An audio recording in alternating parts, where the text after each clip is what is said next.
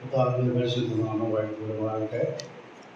ഇന്നും നമുക്ക് ഈ നിലയിൽ ദൈവസന്നിധിയിലായിരിക്കാനായിട്ടും ദൈവം കേൾക്കുവാനും ലഭിച്ച അവസരത്തിനായിട്ട് ദൈവത്തെ സ്തുതിക്കുന്നു. കടന്നുകൊണ്ടിരിക്കുന്ന എല്ലാവരെയും ഓർത്തുകൊണ്ട് ദൈവത്തെ മഹത്വപ്പെടുത്തുന്നു. കഴിഞ്ഞ ആഴ്ച നാം ചിന്തിച്ചത് കർത്താവായ യേശുക്രിസ്തുവിൻ്റെ ക്രൂശമരണത്തിൽ കർത്താവിന് തന്നെയുള്ളതായ ആ പ്രാധാന്യം എന്താണ് എന്നുള്ളതാണ്. ഞാനത് ആവർത്തിക്കാനായിട്ട് ആഗ്രഹിക്കുന്നില്ല. വളരെ ലളിതമായിട്ടാണ് ഞാൻ കാര്യങ്ങൾ പറഞ്ഞു പോകുന്നത് എന്നാണ് ഞാൻ പ്രതീക്ഷിക്കുന്നത്. എല്ലാവർക്കും മനസ്സിലാകണം എന്നുള്ള ആഗ്രഹത്തോടു കൂടിയാണ് ഞാൻ അങ്ങനെ പറഞ്ഞു. കാരണം എൻ്റെ അഭിപ്രായത്തിൽ വ്യക്തമായിട്ട് പറഞ്ഞാൽ ഒരു സഭാ ഹാളിൽ കൂടി വരുന്ന എല്ലാവർക്കും മനസ്സിലാകാവുന്ന രീതിയിൽ വേണം കാര്യങ്ങളൊക്കെ. ഇവിടുത്തെ കാര്യങ്ങൾ വ്യക്തമായിട്ട് എനിക്ക് അറിഞ്ഞു. ഞങ്ങളുടെ സഭയൊക്കെ നല്ല കഴിവും പ്രാപ്തിയും വിദ്യാഭ്യാസവും ഉള്ള കുറച്ച് പേര് വലിയ വിദ്യാഭ്യാസം ഇല്ലെങ്കിലും കാര്യങ്ങളെ കുറെ മനസ്സിലാക്കാൻ കഴിവുള്ളവരുണ്ട്. ചിലർ ശ്രദ്ധിക്കാത്തവരുണ്ട്. എന്നാൽ എല്ലാവർക്കും മനസ്സിലാകാവുന്ന രീതി, ധ്യാനപരമായ രീതി വേണം നമ്മുടെ പഠനങ്ങൾ എന്നുള്ള വ്യക്തിപരമായ അഭിപ്രായമാണ് എനിക്കുള്ളത്. അതുകൊണ്ടാണ് ഞാൻ കഴിയുന്നതും ലളിതമായ രീതിയിലാണ് കാര്യങ്ങൾ. ഇന്ന് അപ്പോസ്തലന്മാരുടെ പ്രസംഗങ്ങളിൽ അല്ലെങ്കിൽ അപ്പോസ്തലന്മാരുടെ കാഴ്ചപ്പാടിൽ യേശു കർത്താവിൻ്റെ ക്രൂശ് മരണം എത്ര പ്രാധാന്യമുള്ളതായിരുന്നു എന്നുള്ള കാര്യമാണ് നാം ചിന്തിക്കാനായിട്ട് പോകും. അപ്പോസ്തല പ്രവൃത്തികളിലാണ് അപ്പോസ്തലന്മാരുടെ ആദ്യകാല സംഭവങ്ങളൊക്കെ രേഖപ്പെടുത്തിയിട്ടുണ്ട്. നമുക്കറിയാം, ലൂക്കോസാണ് ഇതിൻ്റെ ഗ്രന്ഥകാരൻ. ലൂക്കോസ് തൻ്റെ തൊഴില് ഒരു വൈദ്യനായിരുന്നു. വൈദ്യൻ എന്ന് പറഞ്ഞാൽ ഡോക്ടർ, ഫിസിഷ്യൻ എന്ന് തന്നെയാണ് ഇംഗ്ലീഷിൽ പറഞ്ഞിട്ടുള്ളത്. അദ്ദേഹം ചികിത്സിക്കുന്ന ഒരു വൈദ്യൻ. എന്നാൽ ലൂക്കോസ് പൗലോസിൻ്റെ സഹപ്രവർത്തകനായിരുന്നുകൊണ്ടും തൻ്റെ കൂടെ യാത്ര ചെയ്തിരുന്നുകൊണ്ടും ഈ ചരിത്രം, ലൂക്കോസിൻ്റെ സുവിശേഷവും ഈ അപ്പോസ്തല പ്രവൃത്തി എന്ന ചരിത്ര ഗ്രന്ഥവും നമുക്ക് എഴുതി തന്നിട്ടുണ്ട്. അപ്പോൾ അപ്പോസ്തല പ്രവൃത്തികളിൽ രേഖപ്പെടുത്തിയിട്ടുള്ളത് ചരിത്രമാണ്. എന്ത് സംഭവിച്ചു എന്നുള്ളത് അങ്ങനെ തന്നെ എഴുതിയിട്ടുണ്ട്. അതുകൊണ്ട് അപ്പോസ്തലന്മാരുടേതായ ആ കാര്യങ്ങൾ നാം ചിന്തിക്കുമ്പോൾ ഒരു കാര്യം മനസ്സിലാക്കണം. പിൽക്കാലത്ത് ലേഖനങ്ങളിൽ വിശദമായിട്ട് പറഞ്ഞ കാര്യങ്ങൾ ലൂക്കോസിന് അറിയാഞ്ഞിട്ടല്ല, ഒരു ചരിത്രത്തോട് വിശ്വസ്തത പുലർത്തേണ്ട ആവശ്യമുള്ളതുകൊണ്ട് എന്ത് സംഭവിച്ചു എന്ന് അതുപോലെ രേഖപ്പെടുത്തി തന്നു എന്ന് മാത്രമല്ല അതിന് ചുരുക്കം ചില കാര്യങ്ങളൊക്കെ ഒഴിവാക്കിക്കൊണ്ട് പറഞ്ഞതായിട്ടും നമുക്ക് കാണാനായിട്ട് സാധിക്കും. വിശദമായ പ്രസംഗം കാണാനാണെങ്കിലും നമ്മളത് കാണാൻ പോവുകയാണ്. ചിലപ്പോൾ 2 വാക്യത്തിലായിരിക്കും ആ പ്രസംഗത്തിൻ്റെ സംക്ഷിപ്തമായി എഴുതും. അപ്പോസ്തല പ്രവൃത്തികളിൽ പ്രധാനമായിട്ടും 2 അപ്പോസ്തലന്മാരെയാണ് പൗലോസ് കേന്ദ്രീകരിച്ച് തൻ്റെ റിപ്പോർട്ട് അല്ലെങ്കിൽ ചരിത്രം എഴുതി. അപ്പോസ്തലനായ പത്രോസും അപ്പോസ്തലനായ പൗലോസും. മറ്റുള്ളവരൊക്കെ ആ കൂട്ടത്തിൽ പറഞ്ഞു പോകുന്നു എന്ന് മാത്രമാണ്. 2 പേരാണ് തൻ്റെ. പൗലോസിൻ്റെ സഹപ്രവർത്തകനായിരുന്നു ലൂക്കോസ് എന്ന് നാം ഓർത്തല്ലോ.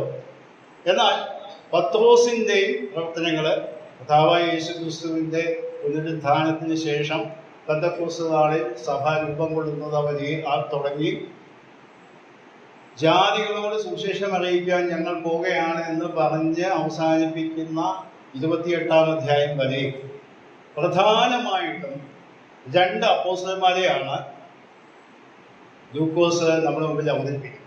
ഒന്ന് പത്രോസ്, പിന്നെ ഒന്ന് പൗലോസ്. പത്രോസിൻ്റെ 5 പ്രസംഗങ്ങളും പൗലോസിൻ്റെ 5 പ്രസംഗങ്ങളുമാണ് പ്രധാനമായിട്ടും അപ്പോസ്തല പ്രവൃത്തിയിൽ രേഖപ്പെടുത്തിയിരിക്കുന്നത്. സാക്ഷ്യങ്ങളൊക്കെ ഉണ്ട്, അതെല്ലാം പ്രസംഗം. അതിൻ്റെ ആ ഭാഗങ്ങൾ എന്താണെന്ന് ഒന്ന് ഓടിച്ച് പെട്ടെന്ന് നോക്കാം. വളരെ വിശദമായിട്ട് നോക്കേണ്ട ആവശ്യമില്ല. നമുക്കറിയാം, പുസ്തകത്തിൽ 2-ാം അധ്യായത്തിലാണ് ആദ്യത്തെ പ്രസംഗം നമ്മൾ കാണും. പെന്തക്കോസ്ത് നാളിൽ ദൈവത്തിൻ്റെ പരിശുദ്ധാത്മാവ് ഇറങ്ങി വന്ന് അവിടെ അന്യഭാഷ പറയുകയും ബഹളമൊക്കെ ഉണ്ടാകുകയും ചെയ്തപ്പോൾ ആളുകളൊക്കെ കൂടി. അവിടെ പെന്തക്കോസ്ത് പെരുന്നാളിന് വേണ്ടി ആയിരക്കണക്കിന് ആളുകൾ ലോകത്തിൻ്റെ പല ഭാഗത്തു നിന്ന് കടന്നു വന്ന് ഉള്ള സമയത്താണ് ഈ വലിയ കൊടിയ മുഴക്കം പോലെ ഉണ്ടാകുകയൊക്കെ ചെയ്ത് ആളുകളെ കൂടി ഒക്കെ സമയത്ത് പത്രോസ് ചെയ്യുന്ന ഒരു പ്രസംഗമാണ് നാം അവിടെ കാണുന്നത്. അതിൻ്റെ 14 മുതൽ 36 വരെയുള്ള വാക്യങ്ങളിലാണ് വായിക്കാൻ ഇല്ല ഞാൻ പറഞ്ഞത്, അത് ശ്രദ്ധിക്കാൻ വേണ്ടി പറഞ്ഞതാണ്. ആ ഭാഗത്ത് പത്രോസിന്റെ ആദ്യത്തെ പ്രസംഗം നാം കാണാം. രണ്ടാമത്തെ പ്രസംഗം കാണുന്നത് 3-ാം അധ്യായത്തിലാണ്. അത് ദേവാലയത്തിന്റെ തന്നെ പരിസരങ്ങളിൽ ജന്മന മുടന്തനായ ഗർഭം മുതൽ എന്ന് പറഞ്ഞാൽ ജന്മന മുടന്തനായ ഒരുത്തനെ പത്രോസും യോഹന്നാനും സൗഖ്യമാക്കിയ സമയത്ത് അവിടെ ആളുകളെ തടിച്ചുകൂടി വലിയൊരു അത്ഭുതം നടന്നു.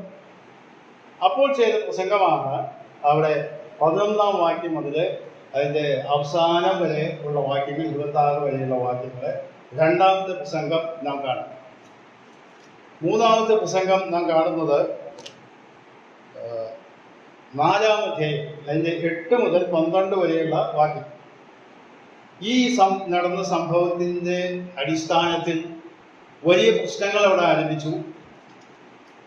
മതപുരോഹിതന്മാരും ശാസ്ത്രമാരും മൂപ്പന്മാരും ഒക്കെ കൂടി ഇവരെ വിസ്തരിക്കാനായിട്ട് ശ്രമിക്കുന്ന സമയത്ത് അവിടെ വായിക്കുന്നത് 4-ാം അധ്യായത്തിലെ 8-ാം വാക്യത്തിൽ പത്രോസ് പരിശുദ്ധാത്മാവ് നിറഞ്ഞവനായി അവരോട് പറഞ്ഞത് എന്ന് പറഞ്ഞുകൊണ്ട് ആ പ്രസംഗം നാം കാണും. എൻ്റെ പ്രസംഗം മുഴുവൻ വിശദീകരിക്കാനല്ല ഞാനിത് പറയുന്നത്, ചൂണ്ടിക്കാണിക്കാനാണ്. പിന്നീട് അതിൻ്റെ പ്രധാനപ്പെട്ട ഭാഗങ്ങളിലേക്ക് നാം കടന്നു. അടുത്ത പ്രസംഗം നാം കാണുന്നത് പത്രോസിന്റെ പ്രസംഗം കാണുന്നത് 5-ാം അധ്യായത്തിലാണ്. അതിൻ്റെ 29 മുതൽ 32 വരെയുള്ള ചെറിയ ഒരു ഭാഗം.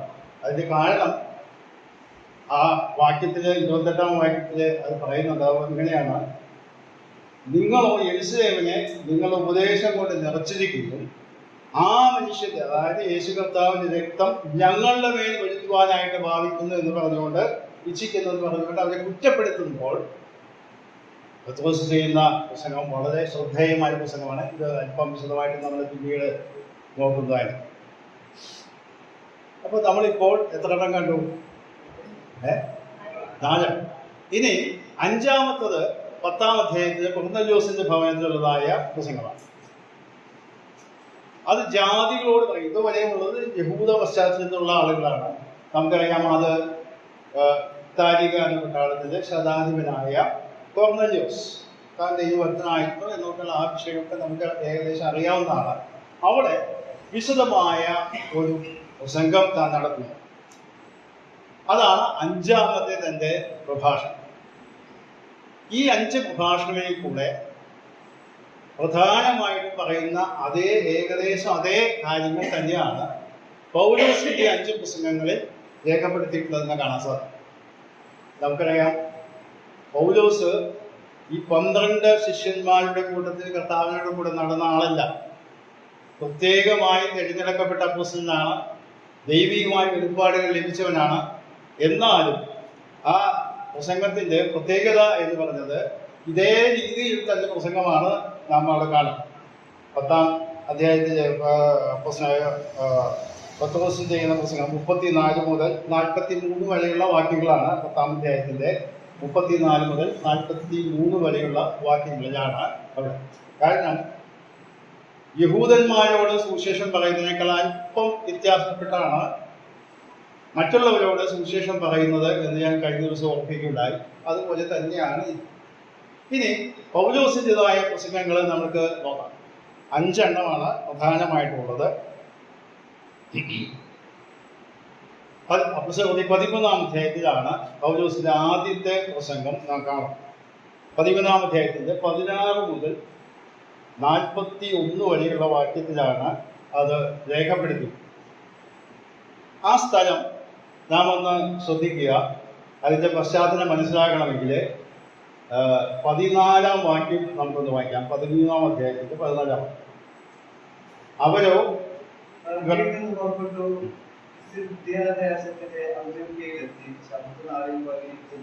മതി. ഈ സ്ഥലം ശ്രദ്ധിക്കാൻ വേണ്ടിയാണ് പറഞ്ഞത്. പിസിദ്ധ്യ ദേശത്തിലെ അന്ത്യോക്യ.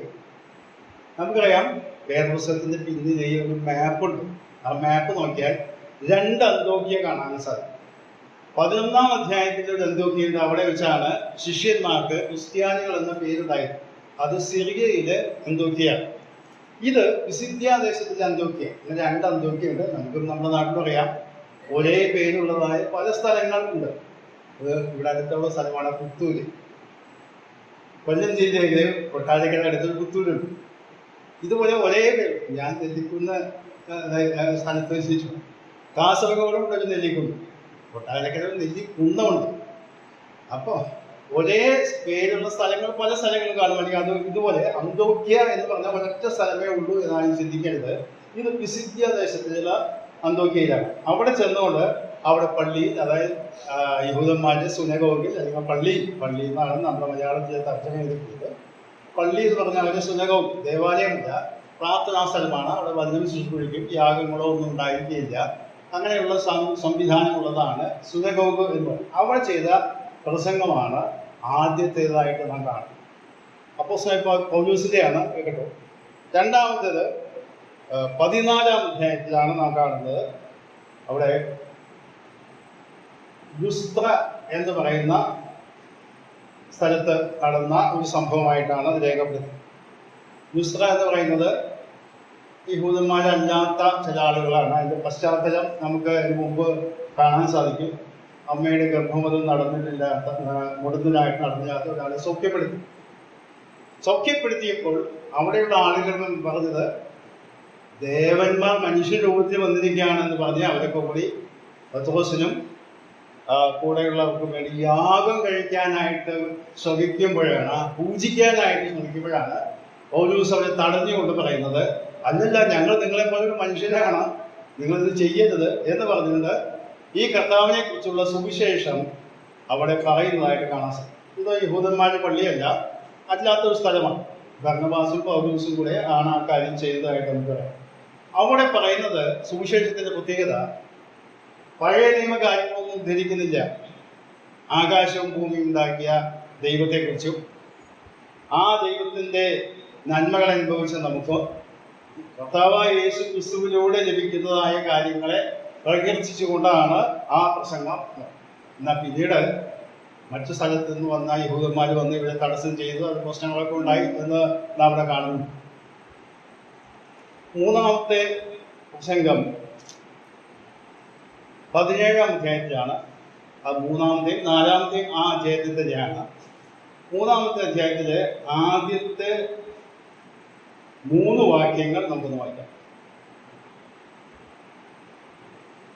അവർ അംഫിപ്പോലീസിലും അപ്പല്ലോനിയയിലും കൂടി കടന്ന് തെസ്സലോനിക്കയിൽ എത്തി. അപ്പൊ തെസ്സലോനിക്ക സഭ സ്ഥാപിക്കപ്പെടുന്നതിന്റെ ആരംഭമാണ്. 3 ശബത്തുകളിൽ 3 ആഴ്ച അവിടെ ദൈവവചനം ശുശ്രൂഷിച്ചു. അങ്ങനെയാണ് തെസ്സലോനിക്ക സഭ രൂപം കൊണ്ട്. അവിടെ വായിക്കുന്നത് ശ്രദ്ധിക്കുക, അവിടെ യഹൂദന്മാരുടെ പള്ളി ഉണ്ടാകും. അപ്പോൾ സുനഗോഗിലാണ്, ഈ പള്ളിയിലാണ് അവർ പൗലോസ് പതിവ് പോലെ അവരുടെ അടുക്ക ചെന്ന് 3 ശബ്ദത്തിൽ തിരുവഴുത്തുകൾ ആധാരമാക്കി അവരോട് വാദിച്ചു. അപ്പോൾ ഒരു വാചകത്തിലാണത് പറയുന്നത് കേട്ടോ. അടുത്ത വാക്ക് ശ്രദ്ധിക്കുക, ക്രിസ്തു കഷ്ടം അനുഭവിക്കുകയും മരിച്ചവരിൽ നിന്ന് ഉയർത്തെഴുന്നേൽക്കുകയും ചെയ്യേണ്ടത് എന്നും ഞാൻ നിങ്ങളോട് അറിയിക്കുന്ന യേശു തന്നെ ക്രിസ്തു എന്ന് തെളിയിച്ച് വിഭജിച്ചുകൊണ്ടിരിക്കും.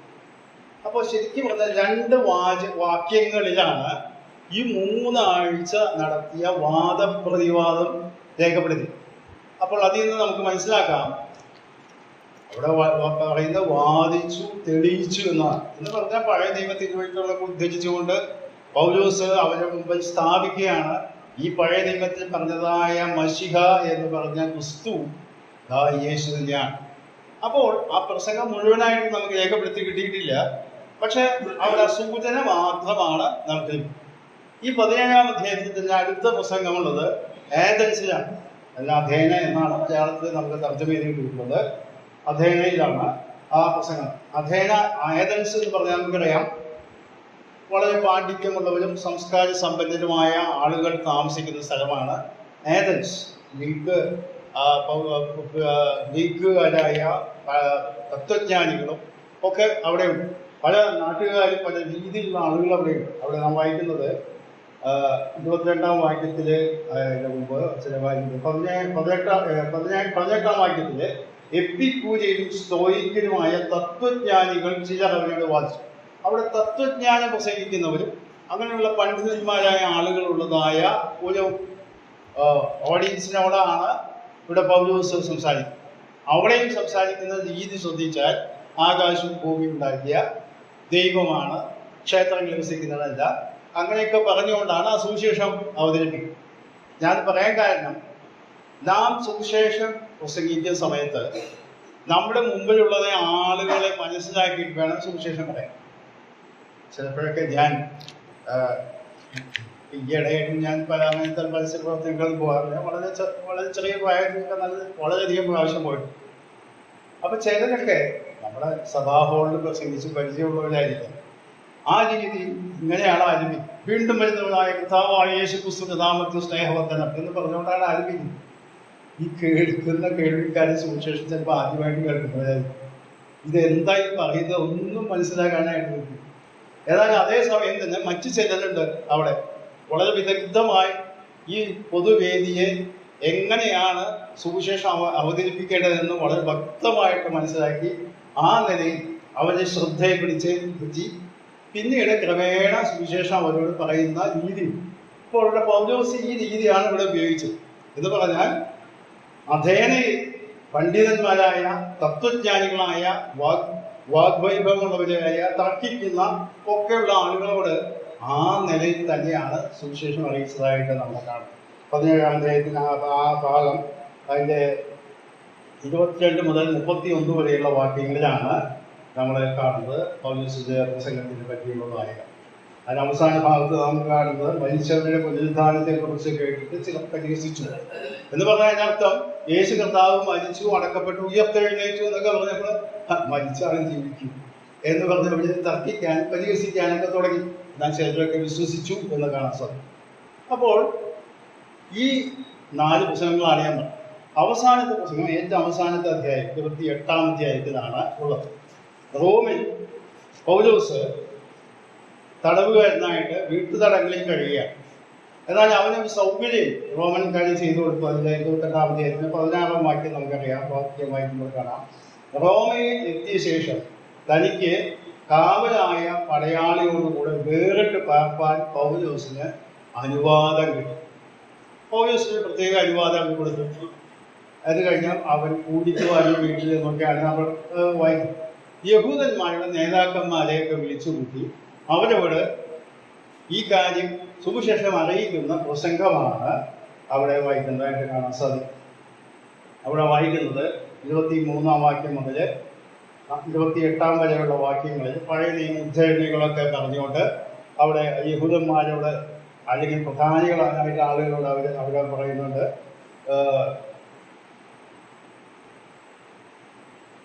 ഈ വ്യക്തികളോടൊക്കെ പറഞ്ഞപ്പോഴും അവരാരും അംഗീകരിച്ചില്ല. അപ്പോൾ ഈ ചരിത്ര ഗ്രന്ഥമാണെങ്കിലും ഒരു പ്രത്യേക രീതിയിലാണ് അപ്പോസ്തല പ്രവൃത്തികളുടെ രേഖ അവസാനിക്കുന്നത്.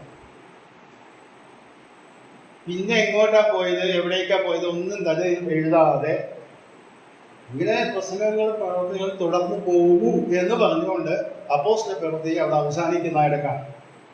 എന്നാൽ അവസാനത്തെ പ്രസംഗത്തിൽ പൗലോസ് ചെയ്ത പ്രധാനപ്പെട്ട ഒരു പ്രഖ്യാപനം അതിൻ്റെ 27-ാം വാക്യത്തിൻ്റെ അവസാന ഭാഗവും 28-ാം വാക്യം.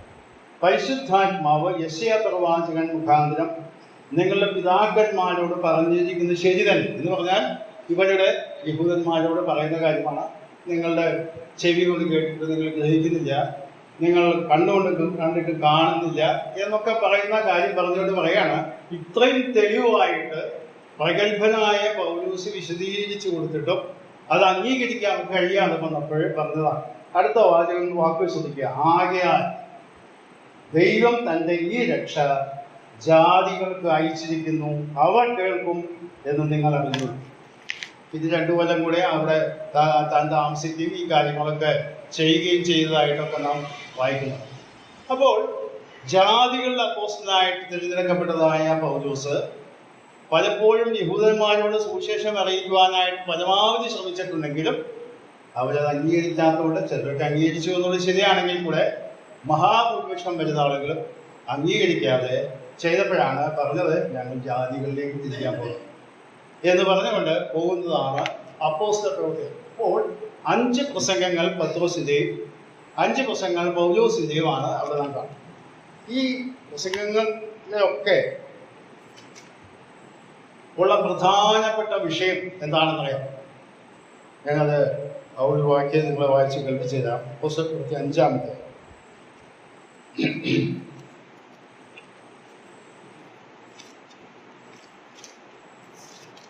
5-ാം അധ്യായത്തിൻ്റെ 31 32 വാക്യം. ഇസ്രായേലിന്റെ മാനസാന്തരവും പാപമോചനവും നൽകുവാൻ ദൈവം അവനെ പ്രഭുവായും രക്ഷിതാവായും തന്റെ വലം കൈയാൽ ഉയർത്തിയിരുന്നു. ഈ വസ്തുതയ്ക്ക് ഞങ്ങളും ദൈവം തന്നെ അനുസരിക്കുന്നവർക്ക് നൽകിയ പരിശുദ്ധാത്മാവും സാക്ഷികളാകുന്നുണ്ട്. അപ്പോൾ അപ്പോസ്തലന്മാരുടെ പ്രസംഗങ്ങളിൽ പ്രധാനപ്പെട്ട വിഷയം എന്ന് പറയുന്നത് ഇസ്രായേലിന് വേണ്ടി മാനസാന്തരം പാപമോചനം നൽകുവാൻ ദൈവം അയച്ച വ്യക്തിയാണ് കർത്താവായ യേശുക്രിസ്തു. അവനെ പ്രഭുവായും രക്ഷിതാവായും ഉയർത്തിയിരിക്കുന്നു. ഈ കാര്യത്തിന് ഞങ്ങളും പരിശുദ്ധാത്മാവും സാക്ഷികളാണ്. അപ്പോൾ അപ്പോസ്തല പ്രവൃത്തികളുടെ പ്രധാന ഇതിവൃത്തം എന്ന് പറയുന്നത് യേശു കർത്താവിൻ്റെ മരണവും പുനരുദ്ധാനത്തിനും ഞങ്ങൾ സാക്ഷികളാണ് എന്നുള്ളതാണ് ഈ അപ്പോസ്തല പ്രവൃത്തികളുടെ പ്രധാനമായ വിഷയം.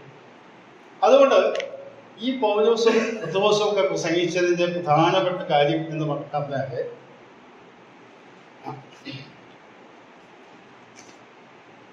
പ്രധാനപ്പെട്ട ആശയം, ദൈവം കാണിച്ചു തന്ന പുരുഷനാണെങ്കിലും നിങ്ങളുടേതായ നേതാക്കന്മാർ അവനെ കൊന്നുകളഞ്ഞു, ദൈവമോ അവനെ ഉയർത്തെഴുന്നേൽപ്പിച്ചു. ഞങ്ങളതിന് സാക്ഷി. ഈ നാമത്തിൽ വിശ്വസിക്കുന്നവർക്ക് പാപമോചനവും രക്ഷയും വീണ്ടെടുപ്പും നീതികേട്ടവും ലഭിക്കും എന്നുള്ളതാണ് പ്രധാനപ്പെട്ട വിഷയം. എന്നാൽ നാം ഒരു കാര്യം മനസ്സിലാക്കണം. അപ്പോസ്തല പ്രവൃത്തി ഞാൻ നേരത്തെ ഒരു ചരിത്ര ഗ്രന്ഥമാണ്. അതുകൊണ്ട് ലേഖനങ്ങളിൽ പറയപ്പെട്ട എല്ലാ ആശയങ്ങളും അതുപോലെ വിവരിച്ച് ഇവിടെ കാണുകയില്ല. എന്നാൽ അതിൻ്റെതായ സത്യമായ പ്രധാനപ്പെട്ട കാര്യങ്ങളുടെ സൂചന നമുക്കിവിടെ കാണാനായിട്ട് സാധിക്കും. ഈ പ്രസംഗങ്ങളിൽ കൂടെ 3 പ്രത്യേക കാര്യങ്ങളാണ് അപ്പോസ്തലന്മാർ ചൂണ്ടിക്കാണിച്ചത്. അതാണ് ഞാൻ ഇന്ന് നിങ്ങളുമായിട്ട് പങ്കിടുവാനായിട്ട് ആദ്യമായിട്ട് ശ്രമിക്കും. ഈ പ്രസംഗങ്ങളിലൊക്കെ 3 പ്രത്യേക കാര്യങ്ങളാണ് താൻ ഇവിടെ ചൂണ്ടിക്കാണിച്ചതായിട്ട്.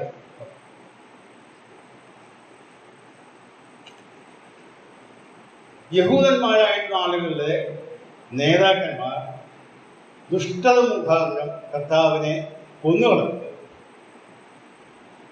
ദൈവത്തിൻ്റെ ആ മുന്നറിവിന് പ്രകാരമുള്ള കാര്യങ്ങളൊക്കെ പ്രവാചകന്മാർ പറഞ്ഞത് ഇതൊക്കെ വെളിപ്പെടുത്തിയെങ്കിലും അത് അംഗീകരിക്കാൻ നിങ്ങൾക്ക് തയ്യാറായില്ല. എന്നാൽ ദൈവമോ അവനെ ഉയർത്തെഴുന്നേൽപ്പിച്ച് ഞങ്ങൾ അതിനെ സാക്ഷികളാണ്.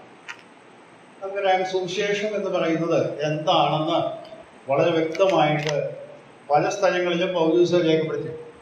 ഒരു വാക്യം മാത്രം ഞാൻ വായിച്ചു കേൾപ്പിച്ചത് 1 Corinthians 15 അതിൻ്റെ 3 മുതൽ 5 വരെയുള്ള വാക്യം. 1 Corinthians 15 3 മുതൽ 5 വരെ. അതിൻ്റെ മുമ്പുള്ള പറയുന്നത്, ഞാൻ വിധം നിങ്ങളോട് സുവിശേഷിച്ചിരിക്കുന്നു എന്ന് നിങ്ങൾ ഓർപ്പിക്കും. ക്രിസ്തു നമ്മുടെ പാപങ്ങൾക്ക് വേണ്ടി തിരുവെഴുത്തുകളിൽ പ്രകാരം മരിച്ചു അടക്കപ്പെട്ടു.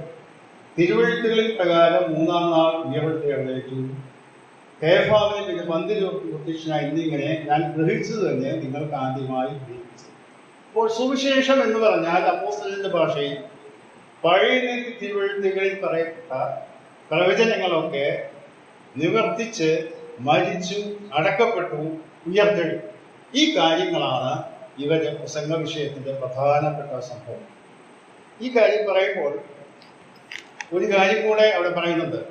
ഇങ്ങനെ മരിച്ച് അടക്കപ്പെട്ടെങ്കിലും അതിന് ദൈവികമായ ഒരു ഉദ്ദേശം കൂടെ ഉണ്ടായി. അത് നിങ്ങൾ തിരിച്ചറിയണം എന്നുള്ളതാണ് ആദ്യത്തെ കാര്യം. രണ്ടാമതായിട്ട് ഈ പ്രസംഗങ്ങളിലെ കാതലായ വിഷയം എന്ന് പറയുന്നത്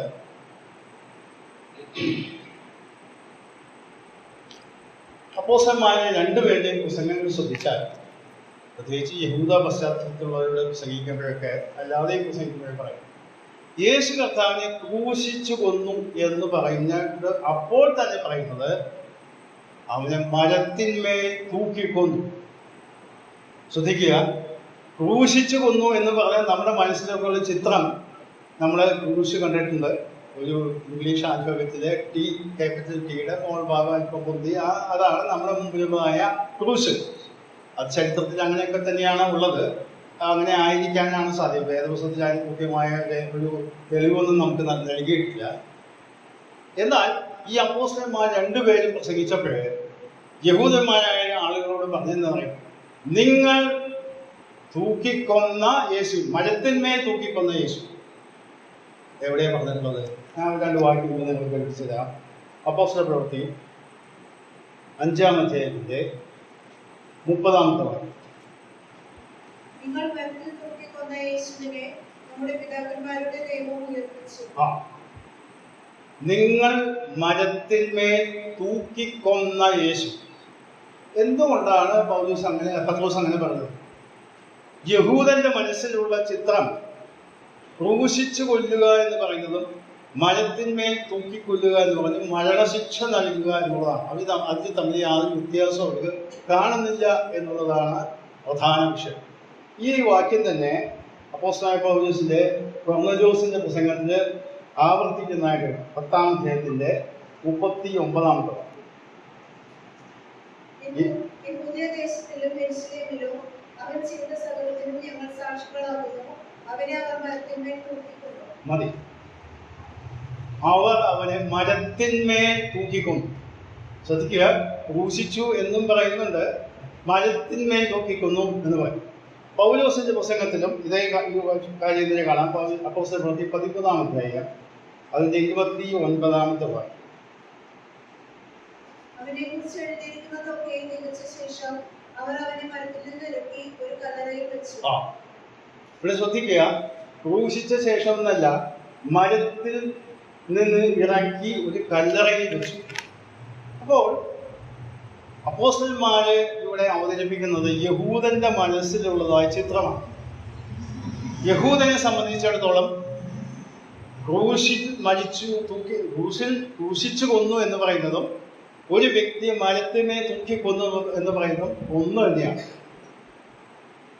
അതുകൊണ്ടാണ് അവർ മസീഹ അംഗീകരിക്കാൻ ബുദ്ധിമുട്ടുള്ളത്. കാരണം അവരുടെ മനസ്സിൽ കിടക്കുന്ന ഒരു ആശയം. ആവർത്തന പുസ്തകം 21-ാം അധ്യായം നമുക്ക് പരിചയമുള്ള വാക്യമാണെങ്കിലും നമുക്കത് വായിക്കാം. ആവർത്തന പുസ്തകം 21-ാം അധ്യായത്തിന്റെ 22-ാം വാക്യം. പാപം ചെയ്തിട്ട് അവനെ കൊന്നു അവന്റെ ശവമാറ്റത്തിൽ അന്ന് തന്നെ അത് കുഴിച്ചിടണം. തൂങ്ങി മരിച്ചവൻ ദൈവസന്നിധിയിൽ ശാപഗ്രസ്തനാകും. ഈ വാക്യം ഉദ്ധരിച്ചുകൊണ്ടാണ് ഗലാത്യ ലേഖനത്തിലെ പൗലോസ് എഴുതുന്നത്, മരത്തിന്മേൽ തൂങ്ങുന്നവനെല്ലാം ശപിക്കപ്പെട്ടവൻ എഴുതിയിരിക്കുന്ന പോലെ ക്രിസ്തു നമുക്ക് വേണ്ടി ശാപമായി. അപ്പോൾ യഹൂദനെ സംബന്ധിച്ചിടത്തോളം മരണശിക്ഷ കൊടുത്തത് ക്രൂശിൽ തറപ്പിച്ചാണ് കൊന്നത് എന്ന് പറയുന്നതും മരത്തിന്മേൽ തൂക്കിക്കൊന്നു എന്ന് പറയുന്നത് യാതൊരു വ്യത്യാസവുമില്ല. സുവിശേഷങ്ങൾ നാം 4 വായിച്ചാലേ ക്രൂശീകരണത്തിന്റെ രീതി ഒന്നും അവിടെ എഴുതിയിട്ടില്ല. ശ്രദ്ധിച്ചു നോക്കിയാൽ അറിയാം. ഒരു വാചകത്തിലാണ് അവിടെ പറയുന്നത്. എന്ന് പറയുമ്പോൾ അവനെ പീഡിപ്പിച്ച കാര്യം, തല്ലിയ കാര്യം, കുത്തിയ കാര്യം, ഇതൊക്കെ വിശദമായിട്ട് പറയുന്നുണ്ടെങ്കിലും ക്രൂശിച്ച രീതിയെക്കുറിച്ച് വിശദമായിട്ട് എഴുതിയിട്ടില്ല. അവിടെ അവർ അവനെ ക്രൂശിച്ചു. 2 കള്ളന്മാരും അതിന് ക്രൂശിച്ചു. ഒറ്റ വാചകം മാത്രമേ ഉള്ളൂ. അത് എന്തുകൊണ്ടാണെന്നറിയാമോ? ഇത് എഴുതിയ സമയത്ത് ഈ ക്രൂശിച്ചു എന്നൊരു വാചകം എഴുതിയാൽ ആ വായനക്കാർക്കൊക്കെ അറിയാം എന്താ സംഭവിച്ചിട്ടുള്ളത്. ഇവിടെ യഹൂദനെ സംബന്ധിച്ചിടത്തോളം ക്രൂശിൽ മരിക്കുന്നതും തൂക്കിക്കൊല്ലുന്നതും രണ്ടും മരണശിക്ഷ കൊടുത്തതിന് തുല്യമാണ്. മാത്രമല്ല, മരത്തിന്മേൽ തൂക്കി, നാം ആവർത്തന പുസ്തകത്തിൽ വായിക്കുന്ന പോലെ തൂങ്ങി മരിച്ചവൻ ശാപഗ്രസ്തനാണ്. അപ്പോൾ എന്താ ശാപം? ഞാൻ നേരത്തെ കഴിഞ്ഞ ദിവസം ഓർപ്പിക്കുകയുണ്ടായി. ശാപം എന്ന വാക്കിന്റെ അർത്ഥം ശിക്ഷാവിധിക്ക് യോഗ്യനായ കുറ്റവാളിയാണ്. മരണശിക്ഷയ്ക്ക് വിധിക്കപ്പെട്ട കുറ്റവാളിയാണ് ശപിക്കപ്പെട്ടവൻ എന്ന വാക്കിന്റെ അർത്ഥം, അല്ലെങ്കിൽ ശാപഗ്രസ്തൻ എന്ന വാക്കിന്റെ അർത്ഥം. അപ്പോൾ നമുക്കറിയാം, ഉൽപ്പത്തി പുസ്തകത്തിലെ രണ്ടാം അധ്യായത്തില്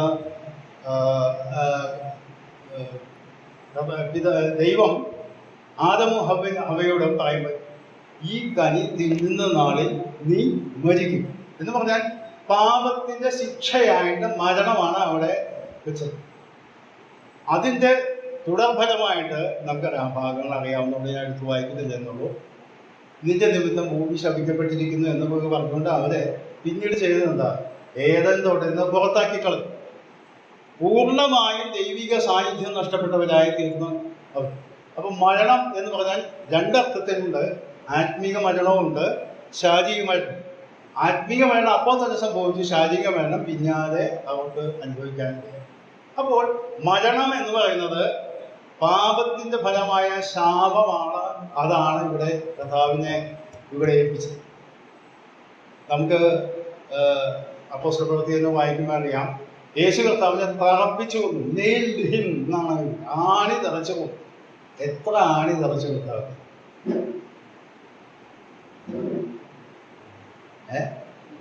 3 ആണി. ഏത് പുസ്തകത്തിലാണ് എഴുതിയിരിക്കുന്നത്? വേദപുസ്തകത്തിൽ ഒരു സ്ഥലത്ത് എഴുതിയിട്ടില്ല 3 ആണികളാ തറച്ചുകൊണ്ട്. നമ്മുടെ പാട്ടൊക്കെ പാടും 3 ആണികൾ. അത് നമ്മുടെ മനസ്സിൽ ഇങ്ങനെ പ്രസംഗങ്ങളും പുസ്തകങ്ങളൊക്കെ എഴുതിയിട്ട് വന്നിട്ടുള്ള ഒരു ആശയം. 3 ആണികളാ ഒരു മരത്തിലാണ് തൂക്കുന്നതെങ്കിൽ, ഒറ്റ മരത്തടിയിലാണ് തൂക്കുന്നതെങ്കിൽ 3 ആണി ആവശ്യമില്ല, 2 ആണി ആവശ്യമുണ്ട്. 2 കൈയും ഇരുന്ന് വെച്ച് മുകളിൽ കുത്തി ആ കാലിൽ ഒരാണി. ഞാനിത് ശ്രദ്ധിക്കാൻ കാരണം ചില വർഷങ്ങൾക്ക് മുമ്പ് യഹോവയുടെ സാക്ഷികൾ എന്ന് പറയുന്ന ഒരു ഗ്രൂപ്പുണ്ട്. അവരെ അവിടങ്ങളൊക്കെ ഇടയ്ക്കിടയ്ക്ക് വരാറുണ്ട്, ഇവിടെയും വരുന്നുണ്ടായിരുന്നു. അവരൊരു പുസ്തകം തന്നു. ഞാൻ അവരോട് ചോദിച്ച് വാങ്ങിച്ചതാണ്. അവരാദ്യം തരാനായിട്ട് വിളിച്ചു. പിന്നീട് ഞാൻ ചോദിച്ചപ്പോൾ അവർ പറഞ്ഞിരുന്നൊക്കെ സൈറ്റിൽ തപ്പിയാൽ കിട്ടും, ഞങ്ങളുടെ ഞാൻ പറഞ്ഞല്ല, നിങ്ങളുടെ കൈ പുസ്തകം ഉണ്ടെങ്കിൽ താ എന്ന് ഞാൻ പറഞ്ഞപ്പോൾ ഒരു പുസ്തകം തന്നു. അതിൽ അവർ എഴുതിയിരിക്കുന്നത് ക്രിസ്ത്യാനികൾ എന്ന് പറയുന്ന ആളുകൾ, നമ്മളെ മാത്രം ഉദ്ദേശിച്ചല്ല, പൊതുവെയാരെ മാത്രമല്ല, ക്രിസ്ത്യാനികൾ പൊതുവെ ക്രിസ്മസ് ആഘോഷിക്കുന്നത് ഡിസംബർ 25, അന്ന് ക്രിസ്മസ്, അന്നല്ല യേശു ജനിച്ചത്. നമ്മളും അത് അംഗീകരിക്കുന്നു. യേശുവിനെ 3 ആണികളിൽ തറച്ചു കൊന്നു എന്ന് വേദപുസ്തകത്തിൽ ഒരു സ്ഥലത്ത് എഴുതിയില്ലെങ്കിൽ ഒക്കെ പറയുന്ന 3 ആണികൾ എന്നാണ് പാട്ട് പാടുന്നത്, പ്രസംഗിക്കുന്നുണ്ട്. വേദപുസ്തകത്തിൽ ഒരു സ്ഥലത്തുമില്ല.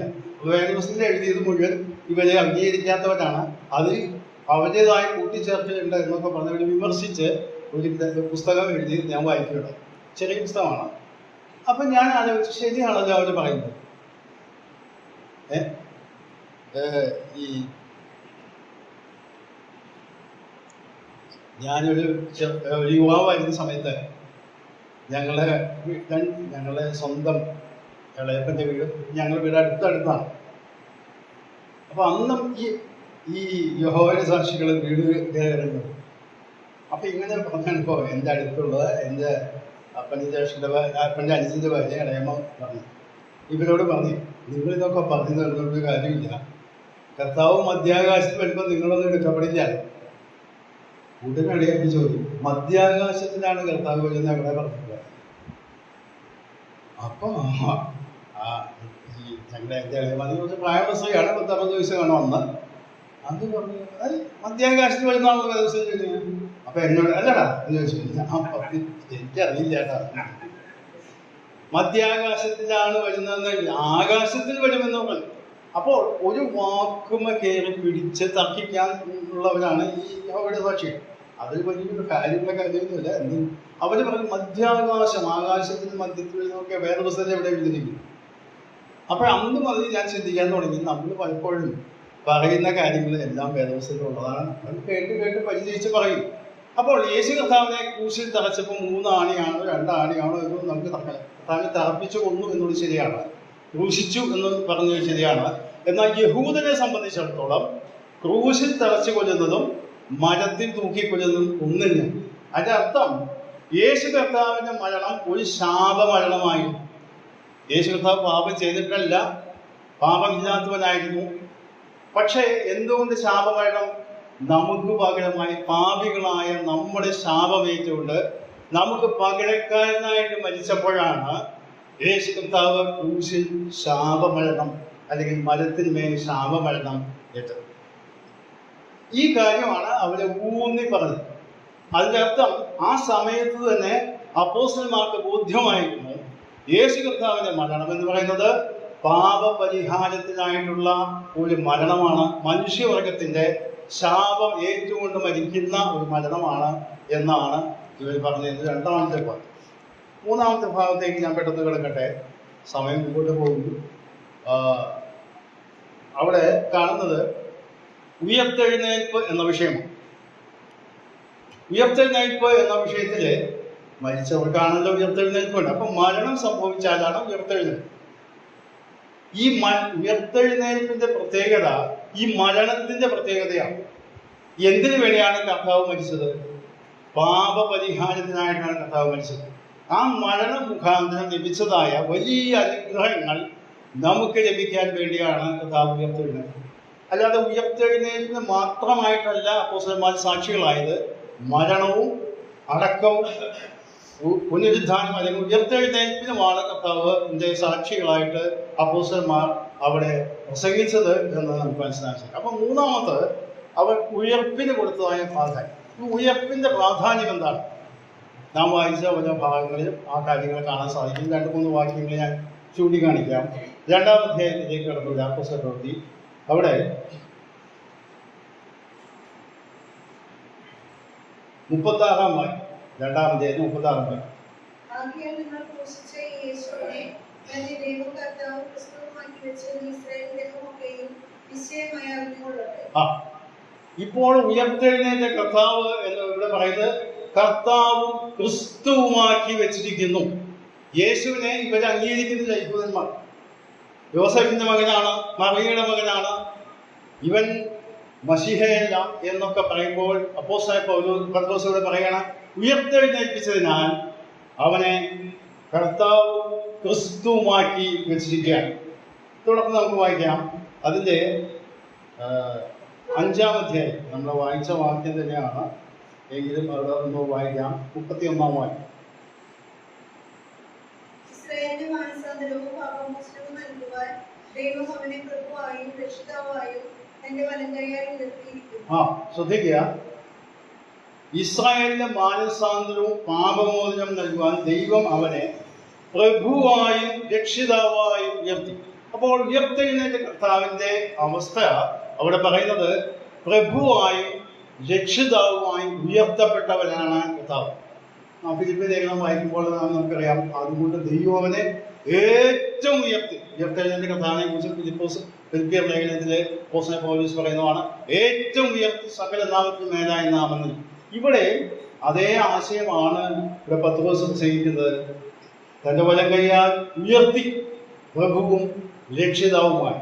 മാത്രമല്ല തന്നെ അനുസരിക്കുന്നവർക്ക് നൽകുന്ന പരിശുദ്ധാത്മാവ്, ദൈവത്തിന്റെ പരിശുദ്ധാത്മാവും ഉയർത്തെഴുന്നേറ്റ കർത്താവാണ് എല്ലാവർക്കും നൽകുന്നത് എന്നും കൂടെ സമർത്ഥിച്ചുകൊണ്ടാണ് അവിടെ 4-ാം അധ്യായത്തിന്റെ 12-ാം വാക്യം. മറ്റൊരുത്തനിലും രക്ഷയില്ല, നാം രക്ഷിക്കപ്പെടുവാൻ ആകാശത്തിന് കീഴിൽ മനുഷ്യരുടെ ഇടയിൽ നൽകപ്പെട്ട വേറൊരു നാമവും. ഇവിടെ ഉയർത്തെഴുന്നേറ്റ കർത്താവിന്റെ നാമം എന്ന് പറയുന്നത്, നാമം എന്ന വാക്കുകൊണ്ട് ഉദ്ദേശിക്കുന്നത് യേശു കർത്താവിന്റെ വ്യക്തിത്വം, പാപപരിഹാര ബലി, ഉയർത്തെഴുന്നേൽപ്പ് എല്ലാം ഉൾക്കൊണ്ടുകൊണ്ടാണ് ആ വാക്ക് ഉപയോഗിക്കുന്നത്. അപ്പൊ യേശു കർത്താവിന്റെ നാമത്തിൽ വിശ്വസിക്കുക എന്ന് പറഞ്ഞാൽ യേശു ക്രിസ്തു എന്ന വ്യക്തിയുടെ വ്യക്തിത്വത്തെ അംഗീകരിക്കണം. മാത്രമല്ല പാപമോചനം അംഗീകരിക്കണം, അതിന്റെ മരണം അംഗീകരിക്കണം, ഉയർത്തെഴുന്നേൽപ്പ് അംഗീകരിക്കുന്നവർക്കാണ് ഈ പാപമോചനം നൽകപ്പെടുന്നത്, രക്ഷിക്കപ്പെടുക എന്ന വാക്കുകൊണ്ട് ഉദ്ദേശിക്കുന്നത്. ആകാശത്തിന് കീഴിൽ മനുഷ്യരുടെ ഇടയിൽ നൽകപ്പെട്ട മറ്റൊരു നാമവുമില്ല. ഈ വാക്ക് പല ആവർത്തിച്ച് അപ്പോസ്തലന്മാർ പ്രസംഗിച്ചതാണ്. ഉയർത്തെഴുന്നേറ്റ കർത്താവിന്റെ ശ്രേഷ്ഠത എന്താണ്?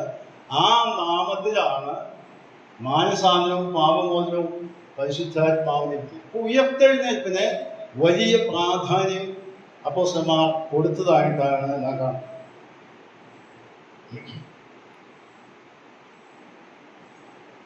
4-ാം അധ്യായത്തിന്റെ 10-ാം വാക്യം കൂടി നമുക്ക് വായിക്കാം.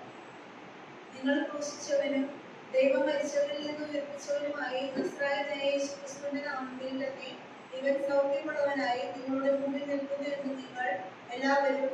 അവിടെയും പറയുന്ന വാചകമാണ്, യേശു ക്രിസ്തുവിന്റെ നിങ്ങൾ ക്രൂശിച്ചവനും ദൈവം മരിച്ചവരിൽ നിന്ന് ഉയർപ്പിച്ചവനുമായ നസ്രായനായ യേശുക്രിസ്തുവിന്റെ നാമത്തിലാണ് ഇവന് സൗഖ്യം ലഭിച്ചത്. അപ്പോൾ യേശുക്രിസ്തുവിന്റെ നാമത്തിന്റെ ആ ശ്രേഷ്ഠതയും അതിന്റെ സാധ്യതകളുമാണ് ഇവിടെ അപ്പോസ്തലന്മാരെ പ്രസംഗിച്ചത്. ഞാൻ പെട്ടെന്ന് മുമ്പോട്ട് പോകാനായിട്ട് ആഗ്രഹിക്കുന്നു. ഈ പ്രസംഗങ്ങളിലൊക്കെ ഇത്രയും കാര്യങ്ങളാണ്, പ്രധാനപ്പെട്ട 3 വിഷയങ്ങളാണ് ഞാൻ പറഞ്ഞത്. എന്നാൽ ലേഖനങ്ങളിലേക്ക് വരുമ്പോഴും യേശു കർത്താവിന്റെ ക്രൂശുമരണത്തെ വളരെ ശക്തമായിട്ട് അവതരിപ്പിക്കുന്നതായിട്ട് നമുക്ക് കാണാൻ സാധിക്കും. ഞാൻ ഈ വിഷയം പഠിച്ചുകൊണ്ടിരുന്നപ്പോഴാണ് എൻ്റെ ശ്രദ്ധയിൽ കടന്നു വന്നത്. ക്രൈസ്തവ വിശ്വാസത്തിന്റെ അടിസ്ഥാനം എന്ന് പറയുന്നത് തന്നെ യേശു ക്രിസ്തുവിന്റെ മരണം, പുനരുത്ഥാനം, ഉയർത്തെഴുന്നേൽപ്പ്, ആ പാപമോചനം ഒക്കെയാണ്, മറ്റൊന്നുമില്ല. ഇത് നാം മനസ്സിലാക്കണം, വ്യക്തമായിട്ട് മനസ്സിലാക്കേണ്ടതാണ്. പൂർണ്ണമായ സാധിപ്പിച്ചതായ രക്ഷാമാർഗം യേശു ക്രിസ്തു ക്രൂശുമരണത്തിലൂടെയാണ് എന്ന് മനസ്സിലാക്കാൻ സാധിക്കും. ഇനി ഞാൻ ചൂണ്ടിക്കാണിക്കാൻ പോകുന്നത് ലേഖനങ്ങളിൽ കൂടെ ഈ അപ്പോസ്തലന്മാർ യേശു കർത്താവിന്റെ ക്രൂശുമരണത്തിന്റെ പ്രാധാന്യത്തെ ചൂണ്ടിക്കാണിക്കാം. ഒന്നാമതായിട്ട് 1 കൊരിന്ത്യർ 1-ാം അധ്യായം. നമുക്ക് വളരെ പരിചയമുള്ള വാക്യങ്ങളാണ് അത്, എന്നാലും ഒന്ന് നമുക്ക് പെട്ടെന്ന് വായിച്ച് മുമ്പോട്ട് പോകാം. 1 കൊരിന്ത്യർ 1-ാം അധ്യായത്തിന്റെ 23-ാമത്തെ വാക്യം. അല്ല, 1 കൊരിന്ത്യർ 1-ാം അധ്യായത്തിന്റെ 23-ാമത്തെ. ഞങ്ങളോ ക്രൂശിക്കപ്പെട്ട ക്രിസ്തുവിനെ പ്രസംഗിക്കുന്നു. 2-ാം അധ്യായത്തിന്റെ 2-ാം വാക്യം. ക്രൂശിക്കപ്പെട്ടവനായ യേശുക്രിസ്തുവിനെ അറിയാത്തവനായ നിങ്ങളുടെ ഇരിക്കണമെന്ന് ഞാൻ നയിച്ചു. അപ്പോൾ ഇവിടെ ശ്രദ്ധിക്കുക, പൗലോസ് പറയുന്നത് സുവിശേഷ സന്ദേശത്തിന്റെ അടിസ്ഥാനം എന്ന് പറയുന്നത് യേശു ക്രിസ്തുവിനെ ക്രൂശാണ്. അത് നാം 1-ാം അധ്യായത്തിൽ വായിച്ചാൽ ഞങ്ങളോ ക്രൂശിക്കപ്പെട്ട ക്രിസ്തുവിനെയാണ് പ്രസംഗിക്കുന്നത്. 2-ാം അധ്യായത്തിലെ ക്രൂശിക്കപ്പെട്ട ക്രിസ്തുവിനെ അല്ലാതെ മറ്റൊന്നറിയാതെ ഇരിക്കണം. പലപ്പോഴും സുവിശേഷ പ്രസംഗങ്ങളിൽ പല സ്ഥലങ്ങളിൽ നമ്മളെ ഇടയിൽ ചിലപ്പോൾ കേൾക്കാറുണ്ട്, പല പല പല പല പല കാര്യങ്ങൾ പറയും. എന്നാൽ യേശു കർത്താവിനെ ക്രൂശിനെ പറ്റി ഉയർത്താനും പ്രസംഗിക്കാനും വളരെ കുറച്ച് സമയങ്ങളുണ്ട്. എന്നാൽ പൗലോസിന്റെ രീതി അതല്ല. ഗലാത്യ ലേഖനം 3-ാം അധ്യായത്തിന് 1-ാം വാക്യം നമുക്ക് വായിക്കാം.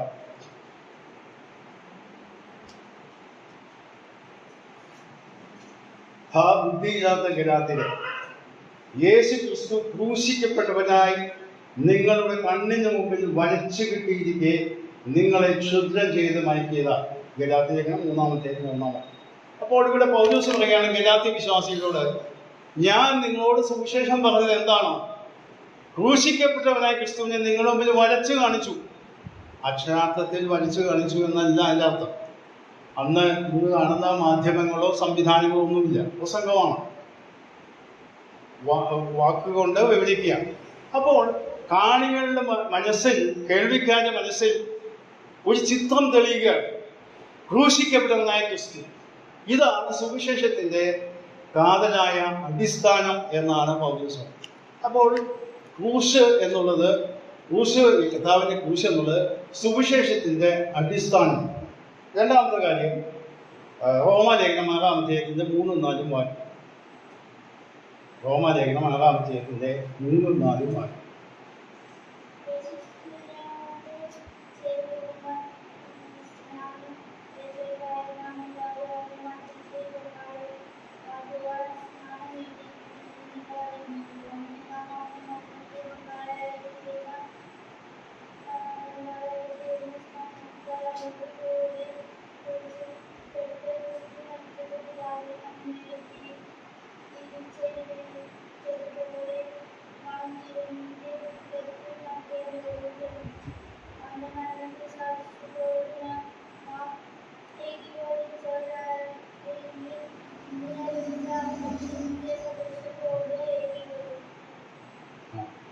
ഇവിടെ ജലസ്നാനത്തെ കുറിച്ചാണ് പറയുന്നത്.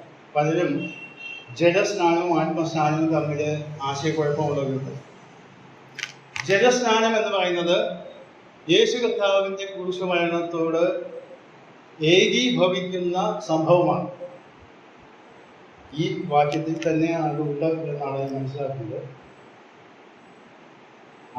യേശു ക്രിസ്തുവിനോട് ചേരുവാൻ സ്നാനമേറ്റവരായിരുന്ന ഈ വാക്ക് പലപ്പോഴും തെറ്റിദ്ധരിച്ചിട്ട് യേശു ക്രിസ്തുവോട് ചേരുന്നത് രക്ഷിക്കപ്പെടുമ്പോഴല്ലേ. ഇവിടെ തർജ്ജമയിൽ വന്നിട്ടുള്ളതായ ചെറിയ വാക്കിൻ്റെ ഈ പ്രയോഗത്തിൻ്റെ പ്രശ്നം കൊണ്ടാണ്. ശരിയായ ഇവിടെ ആശയം യേശു ക്രിസ്തുവിനോട് ഐക്യപ്പെടുവാൻ, ചേർന്ന് നിൽക്കുവാൻ ഇവിടെ സ്നാനപ്പെട്ടു. ജലസ്നാനം എന്ന് പറയുന്നതും ആത്മസ്നാനം എന്ന് പറയുന്നത് വ്യത്യാസമാണ്. ആത്മസ്നാനം ദൈവം നൽകുന്നതാണ്, അല്ലെങ്കിൽ കർത്താവ് നൽകുന്നതാണ്. ജലസ്നാനം എന്ന് പറഞ്ഞത് മനുഷ്യർ ചെയ്യുന്നതാണ്.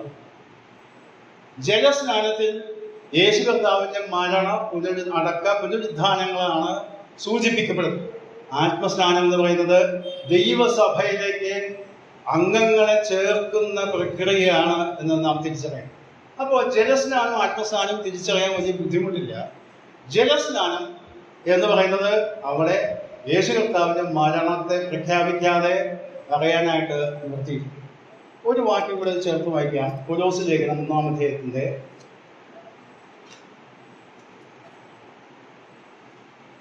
2-ാം അധ്യായത്തിൻ്റെ 12. കൊലോസ്യർ 2:12. സ്നാനത്തിൽ നിങ്ങൾ അവനോടുകൂടെ അടക്കപ്പെടുകയും അവനെ മരിച്ചവരുടെ ഇടയിൽ നിന്ന് ഉയർത്തെഴുന്നേൽപ്പിച്ച ദൈവത്തിൻ്റെ വ്യാപാര ശക്തിയുള്ള വിശ്വാസത്താൽ അവനോടുകൂടെ നിങ്ങളും ഉയർത്തെഴുന്നേൽക്കുകയും ചെയ്യും. ഈ വിഷയത്തെ അല്പം വിശദീകരണം ഞാൻ നിങ്ങൾക്ക് നൽകാം എന്ന് ഞാൻ വിചാരിക്കും. ജലസ്നാനം എന്ന് പറയുന്നത് ഞാൻ മരിച്ചു യേശു കർത്താവിനോടുകൂടെ ഞാൻ ജലത്തിൽ അടക്കപ്പെടുമ്പോൾ മുങ്ങുമ്പോൾ യേശു കർത്താവിൻ്റെ മരണത്തിൽ ഞാനും പങ്കാളിയായി അടക്കപ്പെട്ടു. വെള്ളത്തിൽ നിന്ന് പുറത്തു വീഴുമ്പോൾ നാം പ്രഖ്യാപിക്കുന്നത് ഞാൻ കർത്താവിനോട് കൂടെ ഉയർത്തെഴുന്നേറ്റു ജീവന്റെ പുതുക്കത്തിൽ നടക്കാനായിട്ട് തയ്യാറായി. പലപ്പോഴും ഈ സ്നാനത്തെക്കുറിച്ച് പല തെറ്റായ ആശയങ്ങൾ നമ്മുടെ മധ്യത്തിൽ തന്നെ പ്രചരിപ്പിക്കപ്പെടുന്നു. ചിലർ പറയുന്നത് പരസ്യ സാക്ഷ്യമാണ് അത് നമ്മൾ ചെയ്യുന്നത്. അത് ഒരർത്ഥത്തിൽ ശരിയാണെങ്കിൽ കൂടെ ഞാനൊരു കാര്യം പറയട്ടെ. ഇവിടെ 6-ാം അധ്യായത്തിൽ, റോമലേഖനം 6-ാം അധ്യായത്തിൽ വായിക്കുന്നത് യേശു ക്രിസ്തുവിനോട് ഐക്യപ്പെടുവാൻ, ചേർന്ന് നിൽക്കുവാൻ ഞാൻ തയ്യാറായി എന്ന് മറ്റുള്ളവരോട് പ്രഖ്യാപിക്കുന്നു എന്നാണ്. എൻ്റെ ഓർമ്മ ശരിയാണെങ്കിൽ ഞങ്ങളൊക്കെ സ്നാനപ്പെട്ടപ്പോൾ അന്ന് ആനക്കുളം എന്ന് പറയുന്ന സ്ഥലമുണ്ട് കാലത്ത്, അവിടെയാണ് ഒരു സ്നാനപ്പെട്ടത്. അതൊരു പരസ്യ സ്ഥലമാണ്. എന്നാൽ ഇന്ന് അങ്ങനെ ആരും സ്നാനപ്പെടാറില്ല. ഇപ്പം എല്ലാം മിക്കവാറും സഭാപുഴയുടെ സ്നാനം ഇവിടെ ഞാൻ എനിക്ക് അറിഞ്ഞൂടാ. ഇവിടെ പുഴയിലാണ്. ഏതായാലും ഭൂരിഭാഗം സ്ഥലങ്ങളിലും ഈ പുൾപിറ്റിൻ്റെ അടിയിൽ തന്നെയാണ് സ്റ്റേജ് ഈ സ്നാനത്തിനുള്ള സംവിധാനം ചെയ്യുന്നത്. അപ്പം മിക്കവാറും ആരും കാണുന്നില്ല, പബ്ലിക് കാണുന്നില്ല. ഈ സ്നാനപ്പെടുമ്പോൾ ഞാൻ എന്നോട് പ്രഖ്യാപിക്കണം, ഞാൻ മരിച്ചിരിക്കുകയാണ്, ഞാൻ ഇനി എനിക്കായിട്ടല്ല ജീവിക്കുന്നത്, യേശു ക്രിസ്തുവിന് വേണ്ടി ജീവിക്കുവാനായിട്ടുള്ള ആ തീരുമാനമാണ് ഞാൻ ചെയ്തിരിക്കുന്നത്. ഞാൻ ആദ്യം എന്നോട് പ്രസ്താവിച്ചിട്ട് വേണം ലോകത്തോട് പ്രസ്താവിക്കാൻ. ഇന്ന് സ്നാനം എന്ന് പറയുമ്പോൾ പലപ്പോഴും ഞങ്ങൾ സ്നാനത്തിനായിട്ട് സാക്ഷ്യം പറയുന്ന ആളുകളോട് വ്യക്തിപരമായി സംസാരിക്കും. എന്തുകൊണ്ടാണ് സ്നാനപ്പെടുന്നത്? അപ്പോൾ അവർ പറയും കർത്താവിൻ്റെ കൽപ്പനയുണ്ട്, അത് ശരിയാണ്, കർത്താവിൻ്റെ കൽപ്പനയുണ്ടല്ലോ.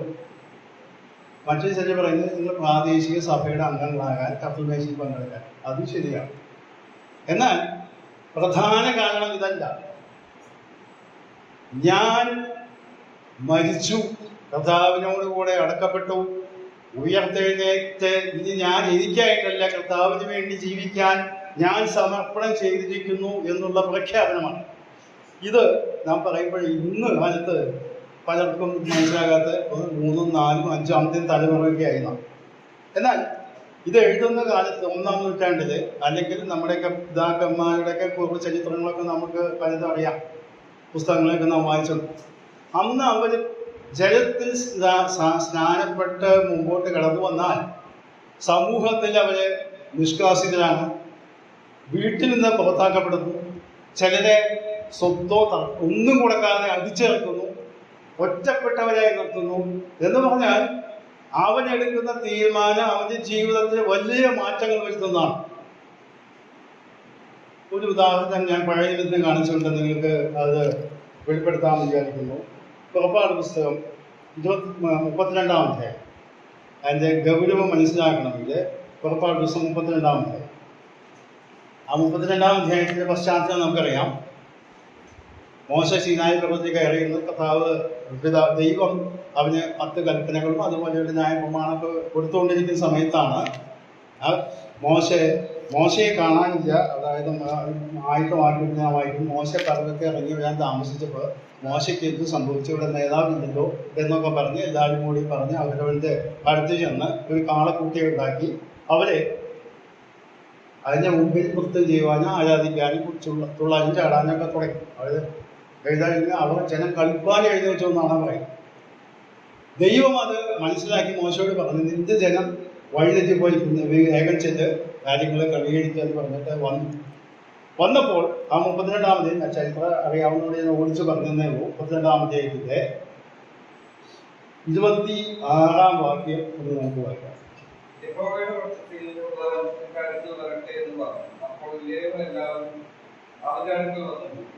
ശ്രദ്ധിക്കുക, മോശെ പാളയത്തിന്റെ വാതിൽക്കൽ നിന്നുകൊണ്ട് ഒരു പ്രഖ്യാപനം നടക്കുകയാണ്. ഇവിടെ ഏതാ കാളക്കുട്ടിയെ ആഘോഷിക്കുന്നു, അഹ്റോന്റെ നേതൃത്വത്തിലാണ് നടക്കുന്നത്.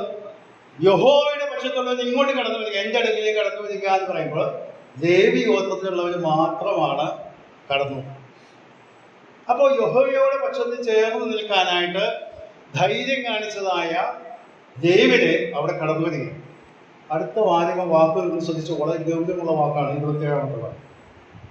അവൻ അവരോട്, നിങ്ങൾ ഓരോരുത്തരും താൻ താൻ്റെ വാൾ അലക്കി കെട്ടി പാളയത്തിൽ കൂടി വാതിൽ കടന്ന് ഓരോരുത്തരും താൻ താൻ്റെ സഹോദരനെയും താൻ താൻ്റെ സ്നേഹിതനെയും താൻ താൻ്റെ കൂട്ടുകാരനെ കൊന്നുകളയും എന്നിങ്ങനെ ഇസ്രായേലിന്റെ ദൈവമായ യഹോവ കൽപ്പിക്കുന്നത്. അപ്പോൾ വലിയൊരു വില കൊടുക്കണം. യഹോവയുടെ പക്ഷത്തിൽ ചേർന്ന് നിൽക്കുന്നു എന്ന് പറഞ്ഞുകൊണ്ട് മാത്രം കാര്യമായില്ല, അതിന് വലിയൊരു വില, ഹൃദയഭേദകമാണ്. സ്വന്തം അയൽക്കാരെ മറ്റുള്ളവരെ കൊന്നുപിടിക്കാനായിട്ടാണ് അവിടെ പറയുന്നത്. മോശ പറയുന്ന അന്ന് 3000 പേരെ കൊന്നു എന്നാണ്. മോശ പറഞ്ഞപ്പോൾ ലേവ്യർ വാളെടുത്തു, അവര് 3000 പേരെ കൊന്നു. വളരെ ഗൗരവമായിട്ടുള്ള ഒരു വിഷയമാണ്. യഹോവയോട് ചേർന്ന് നിൽക്കണം. ഇവിടെ യേശുവിനോട് ചേരുവാൻ സ്നാനമേറ്റത് എന്ന് പറയുമ്പോൾ നമ്മളെ ആളുകൾ കുഞ്ഞുങ്ങളൊക്കെ വളർന്നു വരുമ്പോൾ, ഞാൻ നേരത്തെ പറഞ്ഞതുപോലെ 3, 4, 5 തലമുറയൊക്കെ ആയപ്പോൾ അവർ പ്രായമാവുമ്പോൾ സാക്ഷ്യം പറയും, രക്ഷിക്കപ്പെട്ട സാക്ഷ്യം പറയും, പിന്നെ സാക്ഷി പറയും, അത് കഴിഞ്ഞ് സ്നാനപ്പെടാൻ പറയും. അത് ആരെങ്കിലുമൊക്കെ അതിന് ചിലപ്പോൾ പ്രോത്സാഹിപ്പിക്കും, സ്നാനപ്പെടാൻ എന്ന് പറയും, സ്നാനപ്പെടും. അവരെ സംബന്ധിച്ചിടത്തോളം ഒരു പ്രത്യേകതയും തോന്നുന്നില്ല.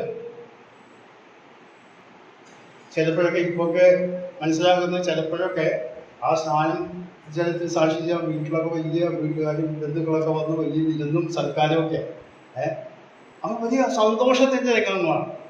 എന്നാൽ പ്രിയമുള്ളവരെ, നാം മനസ്സിലാക്കണം, ഈ കേരളത്തിൽ തന്നെ, ഈ തൃശ്ശൂരിൽ തന്നെ നമ്മുടെ മുൻ തലമുറകളിലായിരുന്ന മാതാപിതാക്കൾ വലിയ വില കൊടുത്താണ് സ്നാനജലത്തിന് കർത്താവിനെ സാക്ഷിച്ചത്.